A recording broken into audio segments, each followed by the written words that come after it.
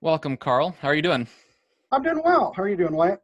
Not bad. We're still in this kind of odd time in Canada with obviously the pandemic, and we're beginning to reopen finally, but we're surviving. So, how are things in California? I think much the same, though our governor's just recently imposed a few more rules after loosening some stuff up because of spikes in the virus. So who knows how long we're in all this. Hmm. Well, as we get going, could you just kind of briefly tell us who you are? Maybe just a brief bio of Carl Mosser. Well, first thing I'll point out is you pronounce my name the way most people do, but it's actually Mosher, kind of like Mosier. closure or exposure or something. It actually took me many years to find a word that rhymed on the spot to tell students how to say it. But yeah, so I'm Carl Mosher. I have one wife, 6 kids, live here in Southern California. Um, I am a bit of a academic mutt in that I did degrees in biblical studies and languages as an undergrad. In seminary at Talbot School of Theology, I did New Testament theology, philosophy of religion. Did a little more philosophy at Fuller Seminary, where I did a THM, and then did a PhD in New Testament studies at the University of St. Andrews in Scotland. I was on the faculty at Eastern University for 10 years, where I taught New Testament and early Judaism. And then I did 4 years at the University of Notre Dame as a visiting research scholar and an analytic theology fellow. So getting back into the more philosophical aspect of stuff. And then most recently, I taught for systematic theology and ethics for a couple of years at Gateway Seminary. So I've done research on a pretty wide variety of areas in New Testament, early Christianity, and of course the topic you're interested in, the theology of the reformers. So yeah. Hmm. Well, it's interesting to talk to you. So, I think what will be the last episode, I talked to someone on the new heavens and new earth, and this person really advocated a kind of earthly fulfillment of what heaven will look like, and really pushed back against the beatific vision, Mm. at least as kind of classically conceived. And I noticed that I looked at you, a recent article of yours where you are showing that the reformers actually believed in a beatific vision. So I thought that might be an interesting place to start, because I think it might be helpful to kind of maybe show both sides on this sort of spectrum. One of the things I want to do with this podcast is be able to have conversations with people who are Protestant, but are able to have kind of different sides on a topic, and we can kind of learn from each other and think through it, hopefully critically. So we can get into other things, but just to start off, did the reformers teach a beatific vision in terms of our final end in this life? Oh yeah, I think there's no question about that, and it also shows up in some of the confessional documents as well.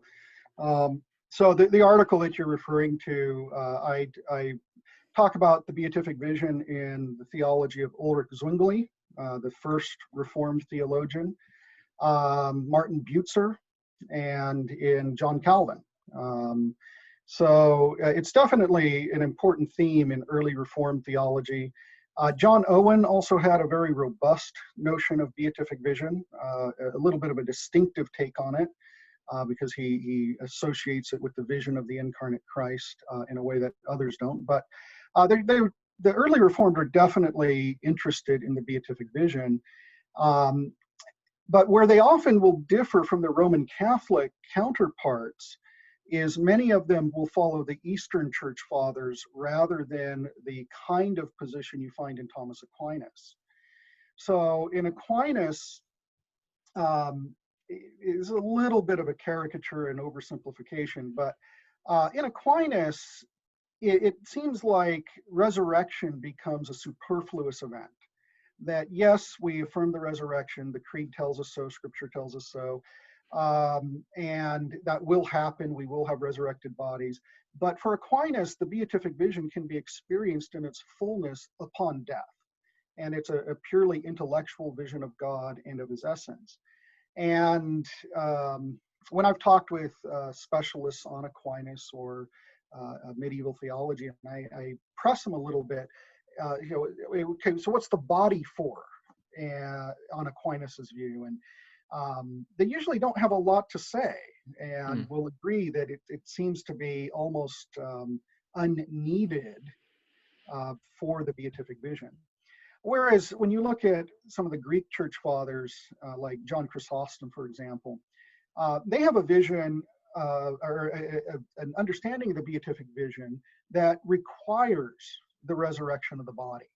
So it has some of that earthiness that you mentioned a moment ago. And on their view, so I'm thinking particularly here of a particular passage in a Chrysostom, where he'll say that, yeah, we experience blessedness immediately after death, at least the redeemed do, but we're longing for the union of body and soul. And we're longing for resurrection, because that's a necessity for fully enjoying the vision of God. And folks like John Calvin will follow that line of thinking about the beatific vision, that it does require for its full enjoyment the resurrection of the dead and that earthly component of us. It cannot be fully experienced apart from resurrection. That's interesting. It kind of reminds me, so in this episode that I did, I talked to the fellow, and I kind of agreed with that. I said, well, I do think when we look at the new heavens and earth, there will be this sort of tangible, material, bodily experience. But I don't think that really, in my view, conflicts with the idea of the beatific vision. I think they can be kind of united and agreeable, because there really is a hope for the resurrection body. And I think there's something kind of unique and special to that. Okay, so you're saying, look, the Reformed did believe in a beatific vision, but unlike Thomas Aquinas, or at least with some shades of difference, they saw a very strong place for the corporeal, physical body in that experience of God. Yeah. And I don't want to say all Reformed, because when we're talking about early Reformed theology of the 16th, early 17th century, there is a fair bit of diversity on eschatological matters like this.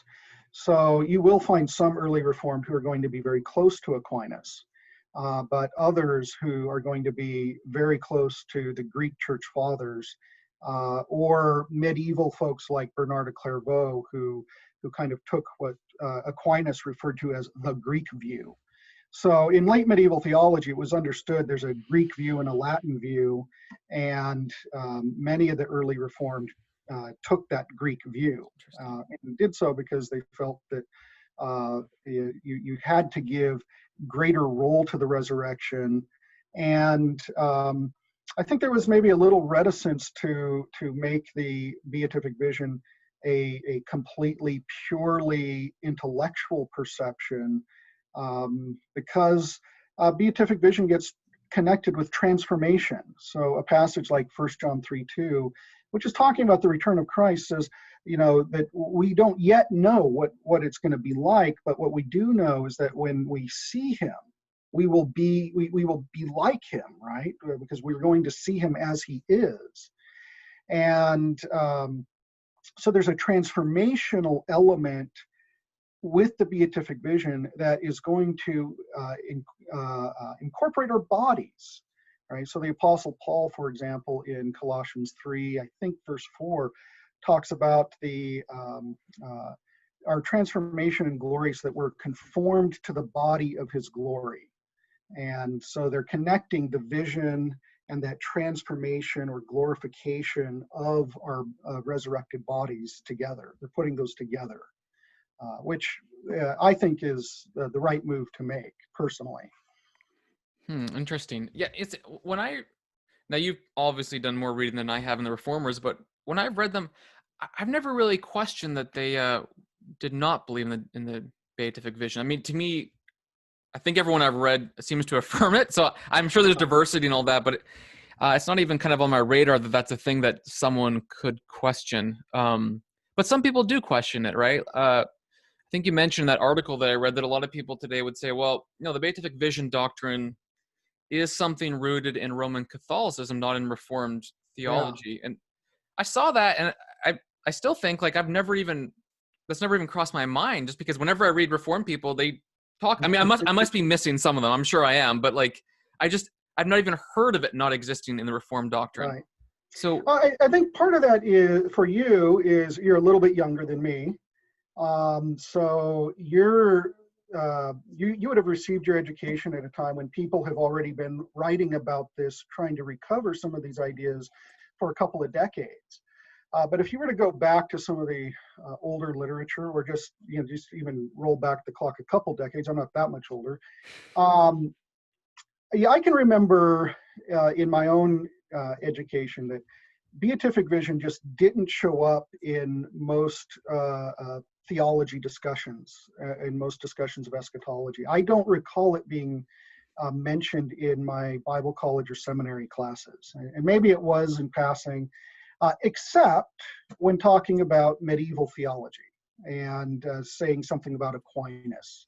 And I think we read in the Scholastic Miscellany book that a lot of seminaries use as a text, I think there was a passage in there about beatific vision, and you kind of associated it with medieval Catholic theology. And then, there has been this trope since the mid-19th century that Christianity has been corrupted by Hellenism, that it imbibed too much Greek philosophy.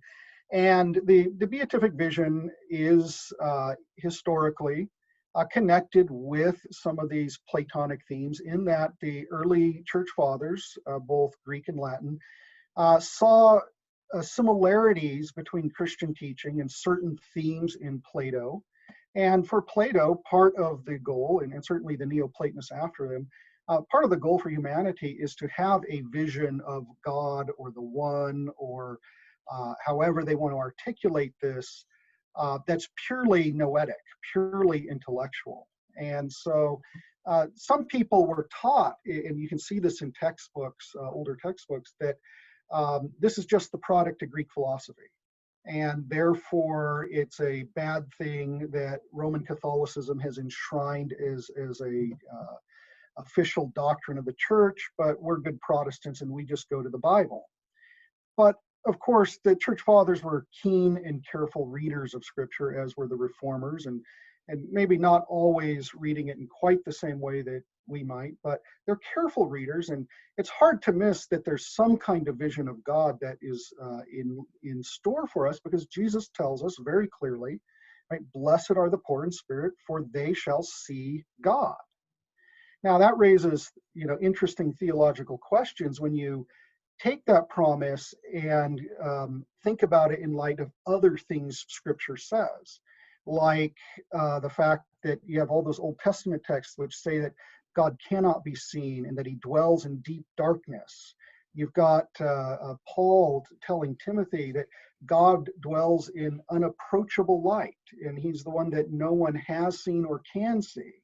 And so you've got this interesting tension between, on the one hand, Jesus saying the poor in spirit will see God, and the Apostle Paul telling us that God cannot be seen. All right. Mm. And so what we ended up with in the history of the doctrine is distinctions being made between the senses in which God can be seen and can't be seen. And some of that led to differences between Eastern and Western Christianity on how they understood humanity's ultimate ends and so forth. And when we got to the Reformation, the reformers are drawing on a rich history of discussion and interpretation at that point. But what they're not doing is saying, oh, hey, this is a Greek doctrine we got to get rid of. They're looking at this as, this is part of the unified small c Catholic testimony of the church, and it is grounded in this promise that we will see God. And of course, 1 John, and when we see him, we shall be like him. So there's a rich history there, and we wouldn't want to dismiss it or to just write it off as Greek philosophy or something. But I think that's kind of the backstory of why a lot of Protestants became skeptical of it. We could also add that beatific vision was sometimes connected with certain forms of medieval mysticism, which makes Protestants nervous.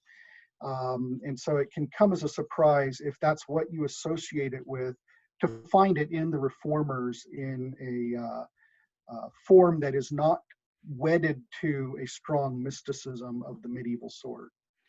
That's helpful. And that might be one of the reasons why it surprised me. I think I've come to the doctrine mainly through the reformers. So I don't really, maybe anyways, I don't know how I exactly came to it. But I'm a little confused about why this would be like some kind of mystical or odd experience. I just see it Yeah, as when we go to the Lord, we see him, we come to know him, and we grow deeper and deeper into our realization of who he is with our bodies in the new heavens and new earth. Now, it's interesting. You mentioned in the paper that I looked at Gregory of Nyssa and his life of Moses. And mhm, Gregory, I don't remember if this is exactly what you said, but this is what Gregory says. He thinks that our continual progress in knowing God could in fact be a sort of perfection of humanity. yeah, And then you come to Eric Zwingli, and you argue that Zwingli actually makes the same argument for the Christian life.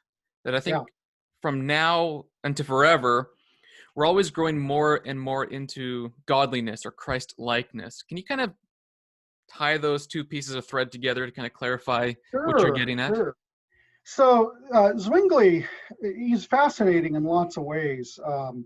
I've come to appreciate him more in the last couple of years than I used to, um, mostly because I've actually read him rather than just read things about him. But Zwingli has this view where he says that we're going to see God, and with the seeing of God, there's a sanctification, a becoming like God in our holiness and so forth. And that this is something that isn't simply a once and for all done event, but something that's progressive over all of eternity, because God is infinite. And so you can always grow more in union with God. You can always become more like God and never arrive to a static end because of God's infinitude. And this was certainly a theme in Nyssa. We also find it in later thinkers like Jonathan Edwards in his dissertation on, I forget the exact title, but the one on why God created the world, where he also has this view that we're going to continually, for all of eternity, be growing and progressing in our likeness to God, our union with God.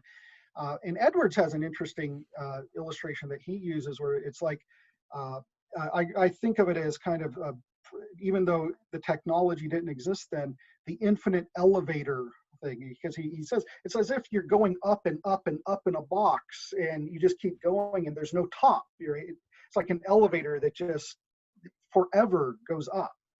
And it is the fulfillment of our humanity. So it's not crossing over some metaphysical line so that you become something other than human, but it is the created end for which God made us, Hmm. so that we would continually be growing in Him forever.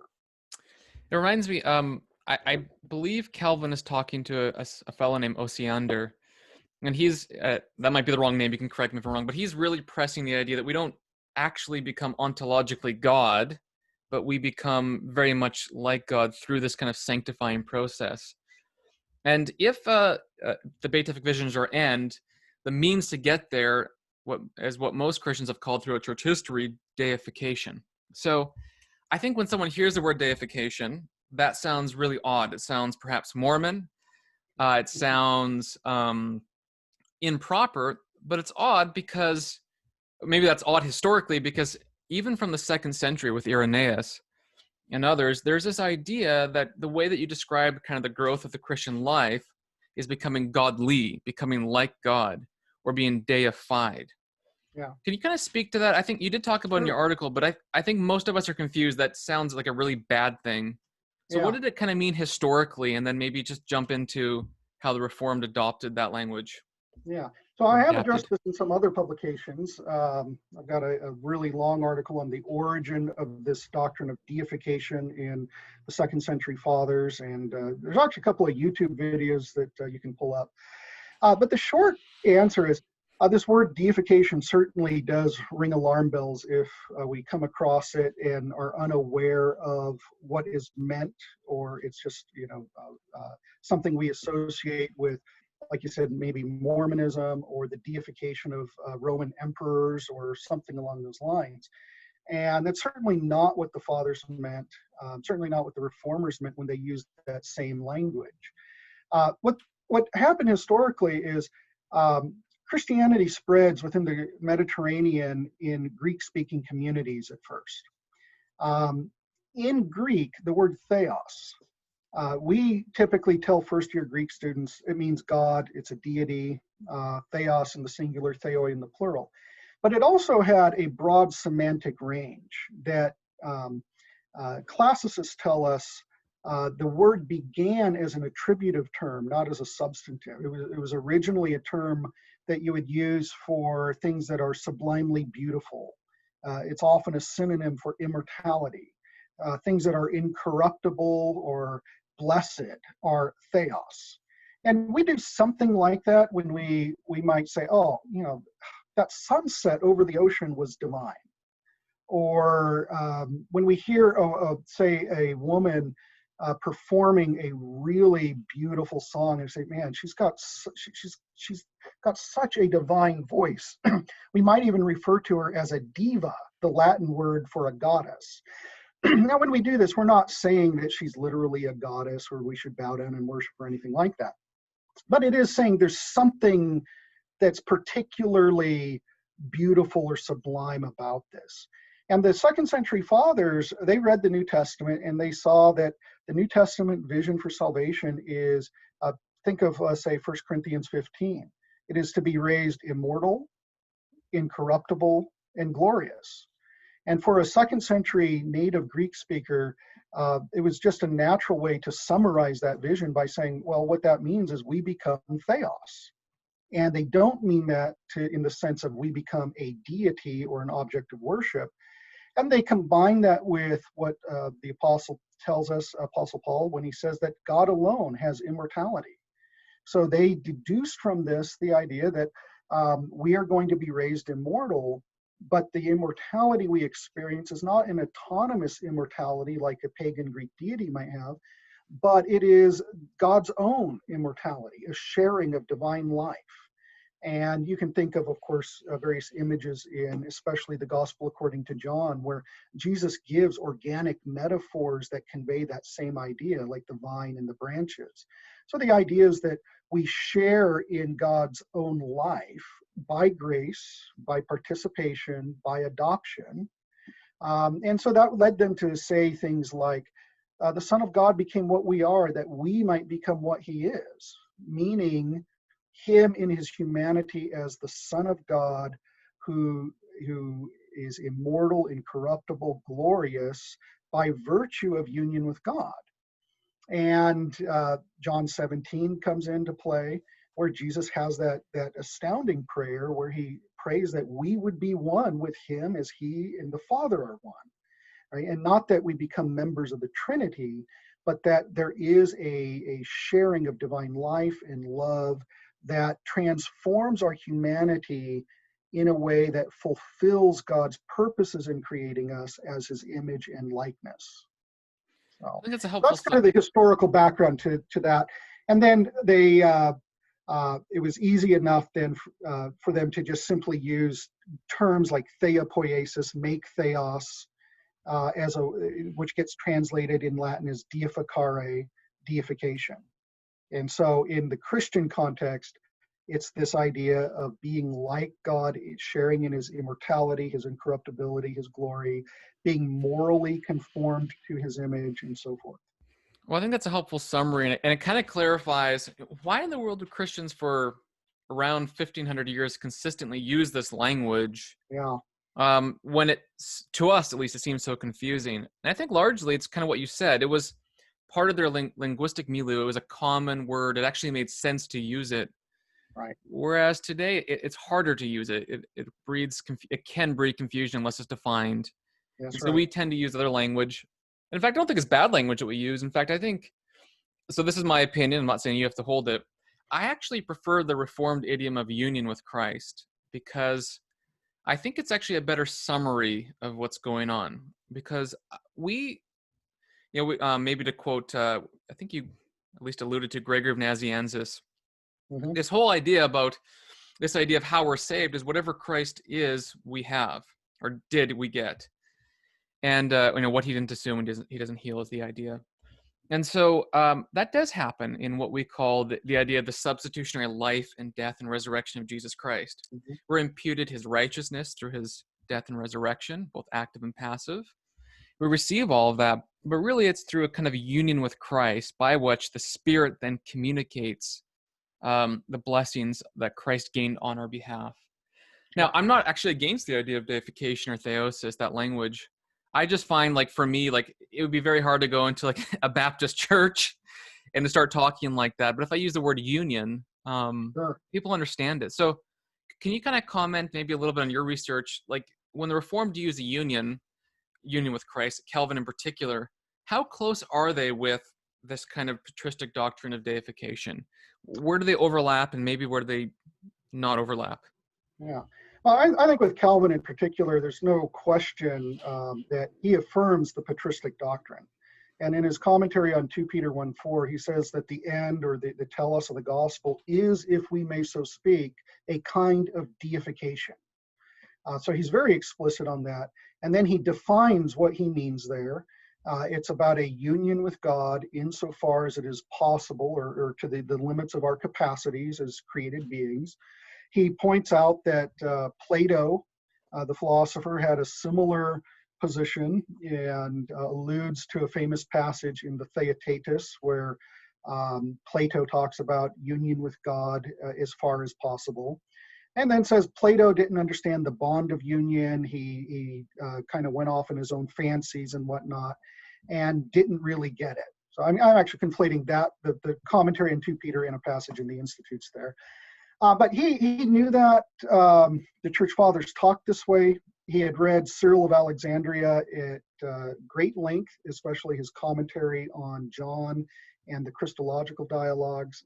And the commentary on John is an interesting one from Cyril, because Cyril used the standard Greek terminology for deification. And he's writing before the word theosis gets picked up as a very popular word. And so he's using the older term theopoiesis. And then when the Nestorian controversy breaks out, he stops using that language because it miscommunicated. And the Nestorians, or Nestorius in particular, was not understanding it in the same way. And he didn't want to contribute to that misunderstanding. So Cyril found other ways to articulate the doctrine, and he was actually one who began really emphasizing 2 Peter 1:4, partakers of the divine nature, and then also in his Eucharistic theology, the idea of the life-giving flesh of Christ. And Calvin picks up that life-giving flesh of Christ idea in his own Eucharistic theology. He also, in a number of places, appeals to 2 Peter 1:4. And we know that he had read orthodox expressions of the doctrine and found no problems with it. At the same time, he, in the 2 Peter commentary, wants to distinguish his view, which is simply the common patristic teaching, from certain views that are circulating, especially amongst the radical Reformation, but also kind of fringe Lutheran figures like Andreas Osiander, whom you mentioned. And so he makes it very clear that this is not about merging into God or anything like that. And he has plenty of things to say throughout his corpus about Servetus's heterodox divinizing notion, the Libertines version, and others. So, but Calvin certainly knew this language, thought it was orthodox. He's got an interesting set of letters between him and Peter Martyr Vermigli where they talk about Cyril's view on this. And they think, well, maybe Cyril went a little too far at times trying to go after the Arians, but basically he's right. We find this with other reformers on the Lutheran side as well. Martin Chemnitz, in his big, thick book on Christology, he's got a section where he talks about all these patristic terms and says they're fine terms. And then he goes on to say, but because of the ravings of that madman Schwenkfeld, referring to Caspar Schrenfeld, basically says they've become hard for us to use without lengthy explanations.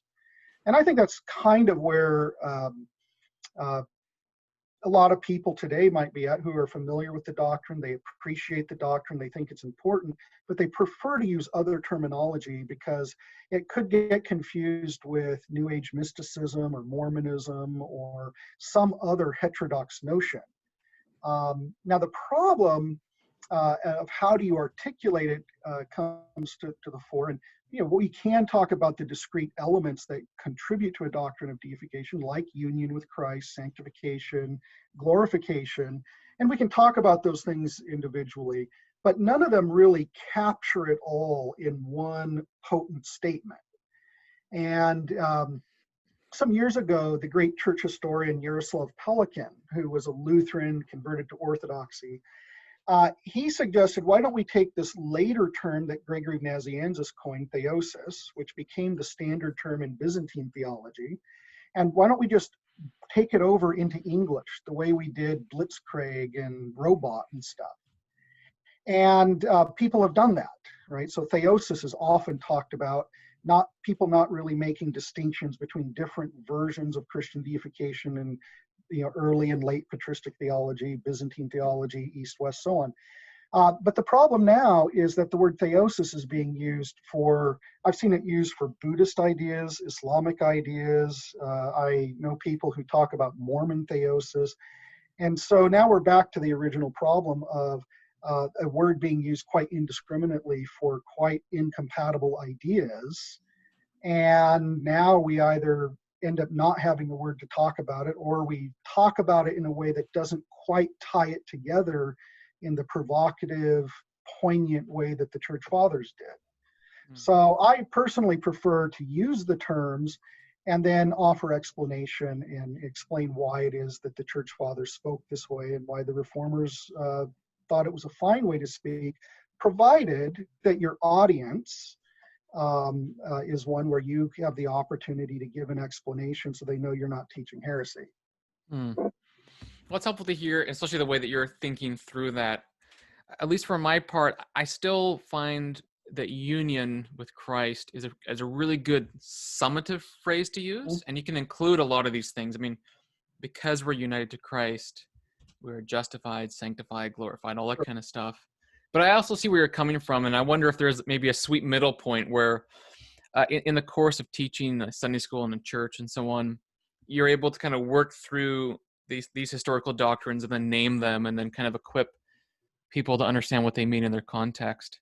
Because I think it is important to understand how we connect to the past. And maybe you could talk to that for a second, but just the idea that the Reformation didn't come out of like a vacuum. There's a lot of continuity involved. And I think even on this, you're really kind of nailing it, that, yeah, the idea of union with Christ, the idea of theosis, is not like there's a total disconnect, but it gets filtered through a number of things, like, is it Caspar, whatever his last name is? Yeah. Osiander and these other guys who maybe use the language badly. So the reformers are then adopting some of the theological judgments that are true about theosis, but are talking about it under a different form. And I think at least with Calvin, it seems like union with Christ is kind of the form that he uses. Well, with Calvin, it's interesting because, I mean, only in one place does he use deificare or deification for the Christian notion in a positive sense, right? Other times he's using it to refer to heretical notions. But we have other reformers who also use this language. Martin Butzer, for example, who's Calvin's mentor, talks about the deification of the elect.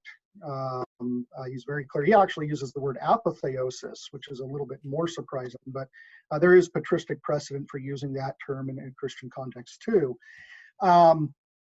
And we find people after Calvin, like Guillaume Buchanas, who's one of the early codifiers of Reformed theology, who will say, hey, here's kind of a summary of what we're talking about. The medievals referred to this as habitual grace, the church fathers as deification, but that's what we mean, right? But I think there's actually some helpfulness to using the language itself. And that the fathers used, and I'll tell you why. Um, and this is partly how I got into the whole interest in the doctrine. So I first came across this idea of deification by my freshman year in college.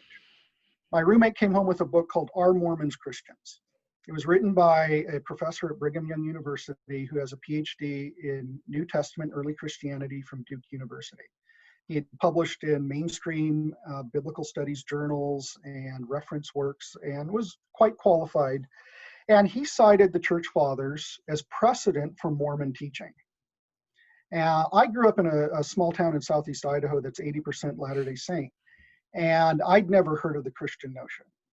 I see these church fathers. Now I'm a freshman in college, right? I've seen some of their names, but I have not read any of them. I don't, and I said, what do I do? I went to the library, I pulled the ante-Nicene fathers off the shelf, and I looked them up thinking, this guy has got to be taking them all out of context. And he wasn't. That's what they said. And what do I do with that? Later on, I jumped into it again, trying to figure out, okay, what did the fathers mean by this and what did they not mean? And I ended up doing my THM thesis on Mormonism and the Christian doctrine of deification because I found so many people, this was in the heyday of discussion lists and discussion boards online, where Latter-day Saints would cite the church fathers, quote them at evangelicals and Roman Catholics and say, see, look, we have this doctrine. We say Joseph Smith restored genuinely ancient doctrines to the earth that had been lost. You don't have it. This proves Joseph Smith's claims. And so I spent quite a bit of space, like that much space, almost 400 pages, jumping into the whole history of this doctrine to get a sense for, okay, why did the church fathers talk this way? Why did the reformers talk this way, the medievals in between? And what did they mean and not mean?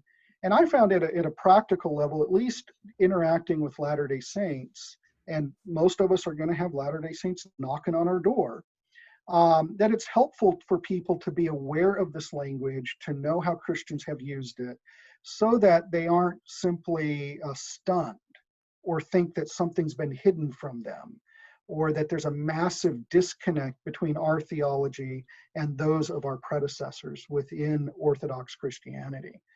And I would also add to that a statement that Charles Hodge makes in reference to a different doctrine, but I think that the point applies. He says, if we want to hold on to the old doctrines, we need to use the old words.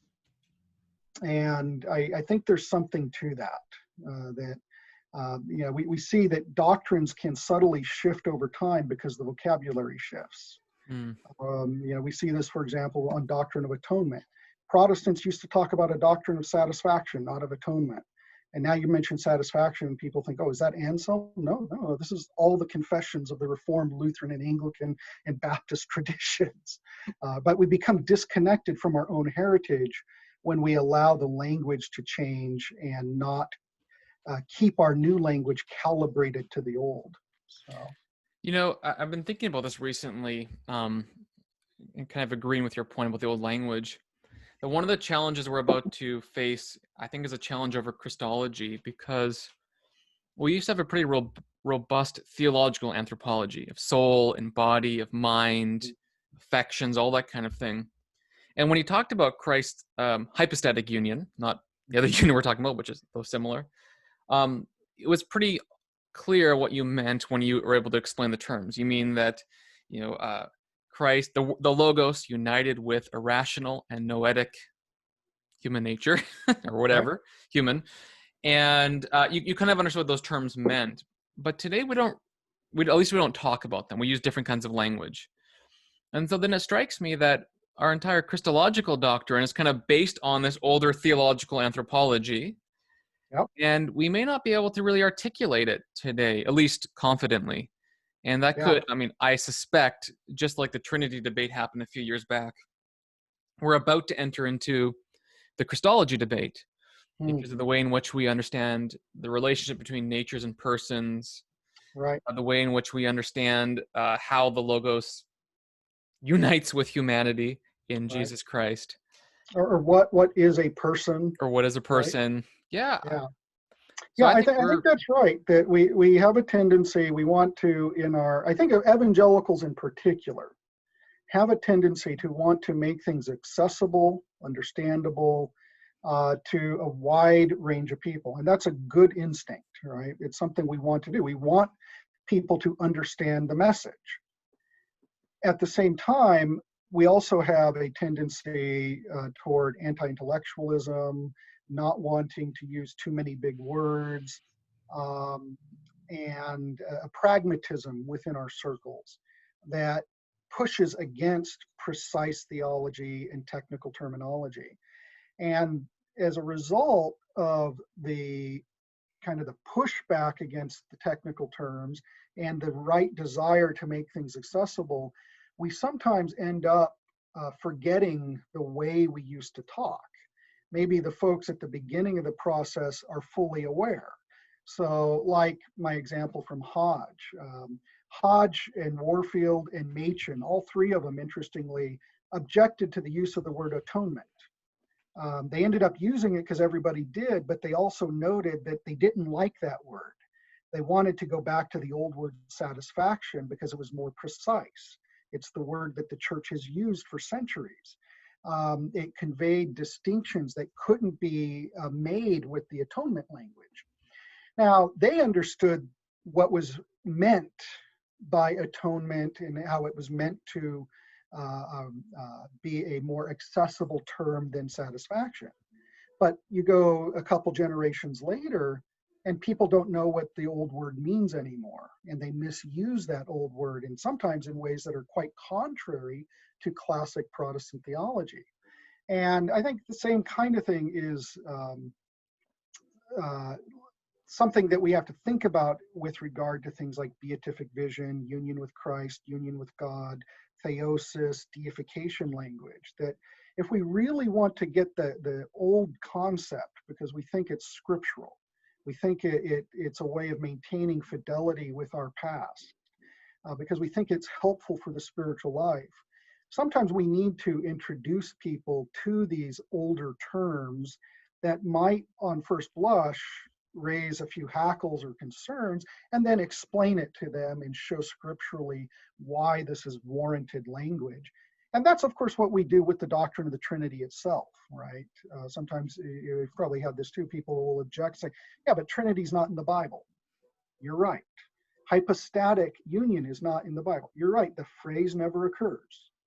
But let's go through the scriptures and see why it is that the church has reached this judgment, right? This universal judgment for the appropriateness of this language, because it helps to convey something that we can't easily convey in other ways. Mm.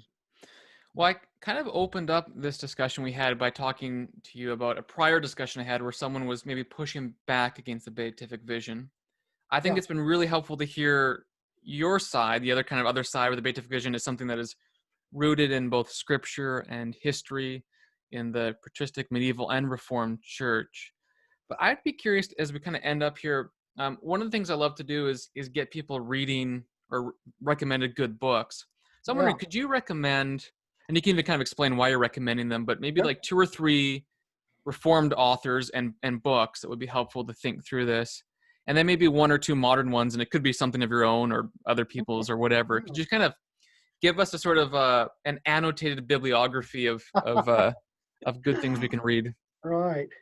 Well, for beatific vision, I mean, some of the stuff John Owen says in Communion with God is interesting and worth looking at. Calvin has a number of interesting passages on beatific vision and union with God, but he doesn't have any kind of extended discussion. But I would recommend one of his least read works, the Psychopannychia. It's also perhaps the most oddly named of his works. He wrote a very early draft of this before the first edition of the Institutes. I think it was 1532 or 1534. And then he revised it later after he'd spent a few years in Strasbourg, after he'd done 2 editions of the Institutes and the Romans commentary. So it ends up being a kind of early but informed by his further work kind of book.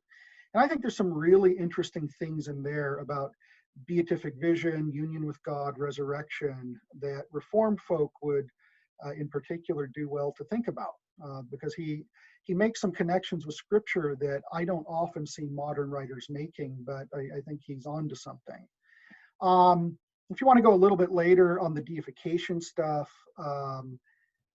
Anthony Tuckney, one of the Westminster Divines, has a series of sermons on 2 Peter 1:4 that I think are fascinating, because on the one hand, he's replying to some of the Cambridge Platonists who went a bit too far with the deification idea, were more indebted to Plato than the church fathers.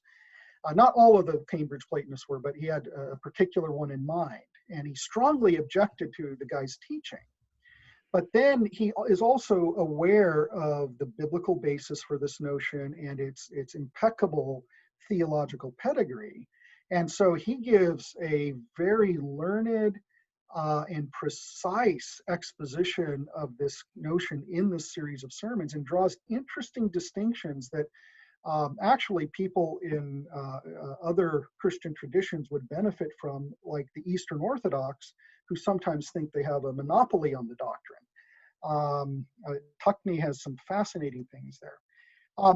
In terms of modern writers, Todd Billings, which I think I have his book here somewhere, his book on Calvin, Participation in the Gift, with Oxford University Press.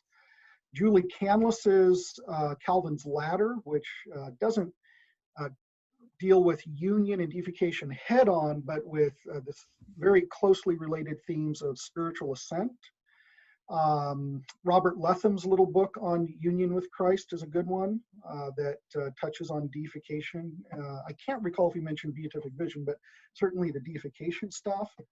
And I really like, in terms of if you just want one essay from a Reformed perspective to get into some of these broader themes, Mike Horton in this book, Locating Atonement, from the LATC conference, he's got a piece called Atonement and Ascension. And he talks about Irenaeus, Neoplatonism, Calvin, and so on. I think that's a very helpful essay. He's got a much longer discussion of these issues in his Covenant and, which one is it? Covenant and Salvation, part of a trilogy of books he did, where he lays out a Reformed doctrine of theosis. Those would be some modern ones. If one wants a bit on the history, in Protestant circles, this is a little heavier going, but this gets you into the 17th century debates, which I didn't say a lot about, but in the 17th century, there were some people who talked about being Godded with God and Christed with Christ. And the Anglican establishment critiqued Puritans like John Owen, because they said, hey, you're an enthusiast too, just like those nutters over there. And Owen, fascinatingly, he's going to defend this patristic doctrine by citing Richard Hooker, who's Anglican and Reformed and has a lot to say about deification.